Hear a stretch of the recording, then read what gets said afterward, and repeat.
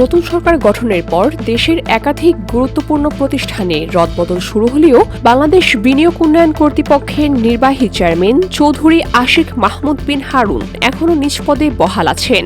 মঙ্গলবার নিজের verified Facebook পেজে তিনি প্রধানমন্ত্রী তারেক রহমান সম্পর্কে লিখেছেন, প্রধানমন্ত্রীর সঙ্গে আগে সরাসরি কাজ করার কোনো সুযোগ হয়নি, তবে গত এক মাসে একাধিক আন্তঃমন্ত্রণালয় বৈঠক এবং সরাসরি পর্যালোচনা বৈঠকে অংশ নেয়ার পর আমি তার নেতৃত্ব নিয়ে ইতিবাচক ধারণা তৈরি করেছি।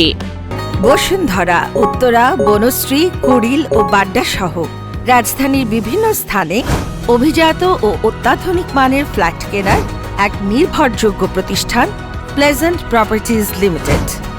তিনি আরও জানান, প্রধানমন্ত্রী ধৈর্য ধরে সবার কথা শুনেন, কোনো কিছু চাপিয়ে দেন না, আলোচনার ফলাফলকে সর্বাধিক গুরুত্ব দেন এবং নিজের আচরণের মাধ্যমে নেতৃত্ব প্রদর্শন করেন। সময়ানুবর্তিতা, শিষ্টাচার এবং সরল মনোভাব এসব গুণ তার কাজে স্পষ্টভাবে দেখা যায়।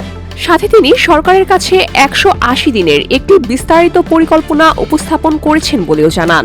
এই পরিকল্পনা অনুযায়ী আগামী 6 মাস পর সাফল্য এবং ব্যর্থতার মূল্যায়ন করা হবে। পোস্টের শেষের অংশে আশিক চৌধুরী নিজের ভক্তদের জন্য সুখবর দিয়েছেন। তিনি জানিয়েছেন, আবারও প্যারাশুট নিয়ে ঝাঁপ দেওয়ার সুযোগ পাচ্ছেন তিনি, যার অনুমতিও দিয়েছেন প্রধানমন্ত্রী। শর্ত একটাই, হাত পা যেন না ভাঙে। প্রধানমন্ত্রীর সঙ্গে সেলফি তোলার প্রসঙ্গ উল্লেখ করে তিনি বলেন, কাজের ব্যস্ততার মধ্যে সবসময় ছবি তোলা সম্ভব হয় না, তবে সুযোগ পেলে সেটিও করা হবে। এদিকে এই অভিজ্ঞতা এবং নীতিমালা নিয়ে আশিক চৌধুরীর ফেসবুক পোস্ট ইতিমধ্যে নেটিজেনদের মধ্যে ব্যাপক আলোচনার সৃষ্টি করেছে। VOD Bangla news desk.